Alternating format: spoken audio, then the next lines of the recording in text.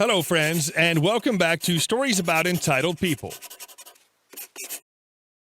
And traditionally, our first story about Karen.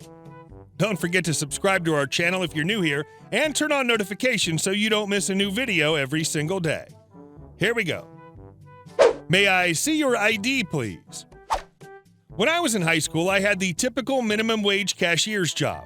It was store policy to ask for a legal government ID when a customer purchased cigarettes or alcohol. We had to ID every customer who looked like they could be under 35. If you didn't and they turned out to be underage, you could be fired if caught in an in-store quality check or arrested if caught by a regulatory agency. There was no way in hell 16-year-old me was going to risk getting fired or arrested for a crappy minimum wage job, so I ID'd everybody. Now, 99% of the time, the person reacted amicably, handed over their ID, and went on their way. But on occasion, I would end up with some Karen or Chad who'd left their ID in the car and wanted me to proceed without the ID check. One particularly Karen-y Karen, who looked to be in her late 40s, would come in to buy cigarettes and never had ID, so I refused to sell her cigarettes. She'd pitch a fit and storm out. After doing this 3 or 4 times, I guess she'd had enough and complained to my manager. I had to go on a break at this point, so I didn't have a chance to actually look at her ID that time either. The following week, Karen returned and once again tried to buy her cigarettes without ID. As usual, I requested a driver's license and the usual circus ensued. Manager asked me afterwards why I still asked for an ID after he had completed her purchase himself the last time. I pointed out that I had yet to actually see the ID myself, therefore, as per company policy, I couldn't assume that he had done his job and confirmed her ID. I had to keep asking until I confirmed her age myself. She continued to come into the store and throw the same tantrum for a few more months before I moved away. I never saw her ID, and I refused to sell her cigarettes for a solid 6 months, I think. Be the good neighbor Mr. Rogers taught you to be. I live in like a little gated community thing with townhomes and stuff and an HOA. Nothing super fancy by any means, just a quiet little neighborhood. The way it works with parking, and the crux of this story, is that every resident has 2 spots assigned to their unit, and they're yours to do with as you see fit. Use them, leave them empty, let your neighbor use it, let guests use it, park straddling both spots, who cares? They're yours. It's been this way for many years with nary an issue. We have a towing company contracted to the HOA. Now, our tow company is only here to be called at residents or HOA direct request to remove an unauthorized vehicle from their spot. The parking is numbered, but just to identify the spots saved for residents, everyone gets 2, as we don't have any numbered assigned window stickers or anything that serious. The towing contract is rarely used, and really even then just as a last resort. We usually talk to each other like good neighbors do if we have a parking or other issue. So I get home this evening, and right behind me comes a tow truck. The kind they use for stealth pulls where they lift up one axle and roll you down the road about 20 seconds after arrival. As I get out of my car, I see them pulling a neighbor's car who always parks diagonally in their 2 spots due to a tight parking configuration and a corner spot, making it difficult to navigate even small cars in and out while parking within the lines. Now again, it's their spots, so who cares? Literally nobody, that's who. I couldn't shake the feeling that something was off. You see, the couple that owns the car is a sweet little couple in their 60s, semi-retired, and generally just nice, quiet people. It didn't seem likely to me that their car was being repossessed, and something about the tow truck driver and his either spotter or manager, some random dude in an F-150 following him around on a radio, just made me feel odd. Usually I'm a pretty non-confrontational person, but something about the whole situation made me act in an uncharacteristically assertive manner. So I flagged down the driver as he was beginning to leave with the resident's car. I'll be G, he'll be TT for tow truck. G: Hey, are you pulling a repo or a resident out of their own spot? TT: I'm pulling a resident for parking in 2 spots. That's bullcrap. I've lived here a decade. That's never been a thing. Yeah, well, it's in the contract. You should try reading it. No, I've literally talked to the HOA about exactly this, and they've confirmed what you're towing them for is explicitly not a towable thing unless the resident themselves called it in, and I doubt they asked you to tow their own car. Well, you should talk to them then, because I'm leaving with it. Cool. See you in an hour.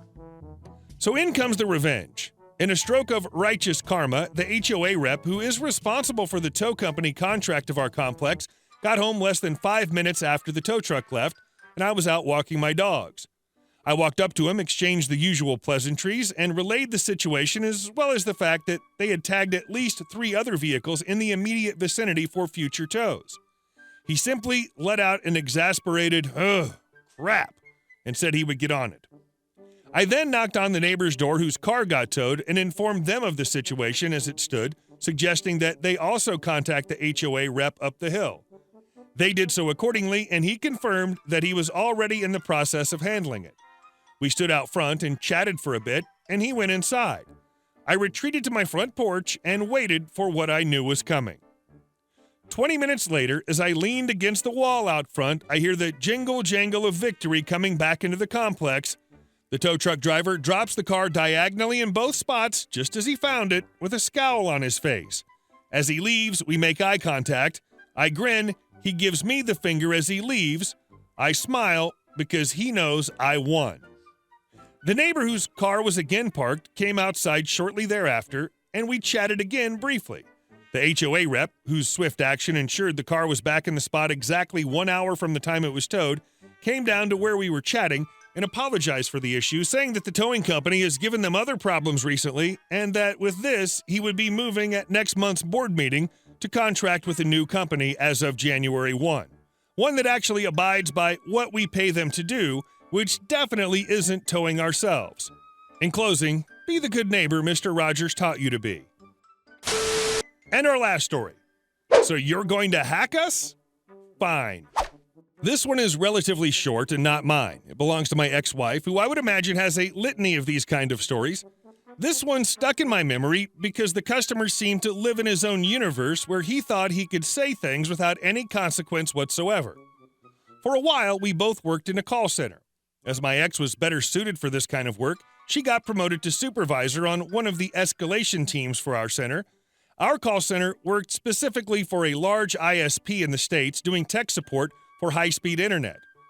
One of the sad jobs that my ex got to handle was taking escalation calls from angry customers.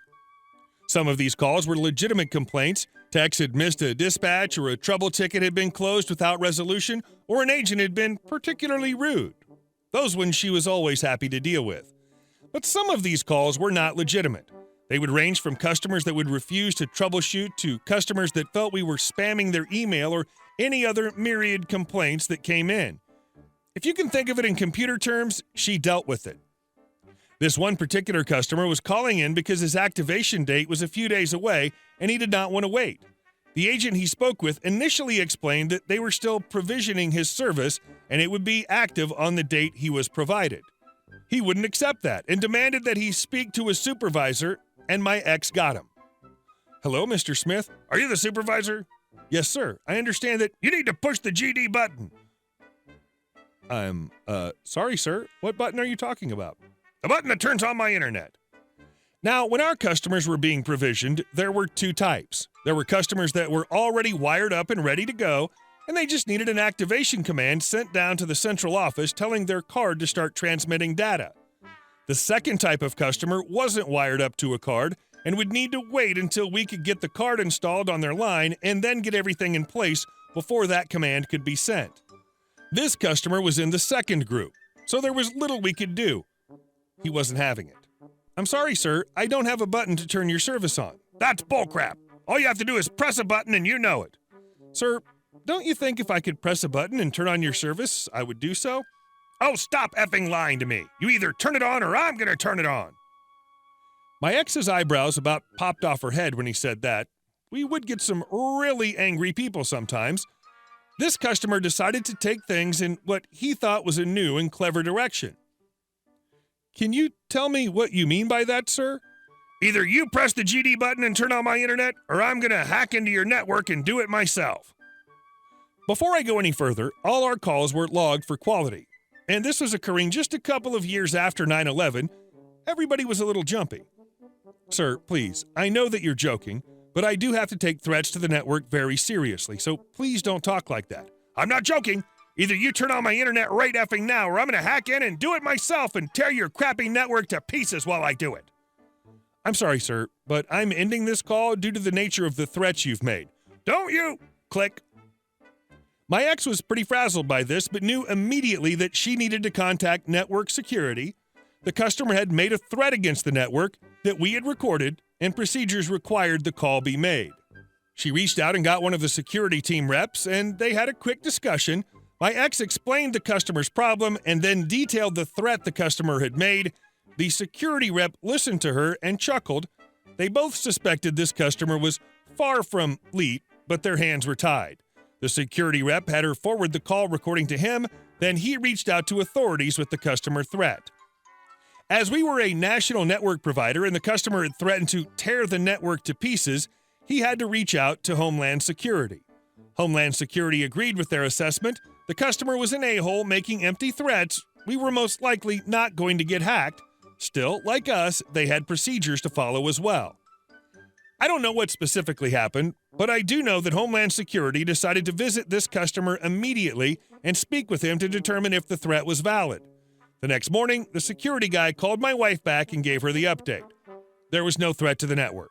At all. Ever. Not from this guy.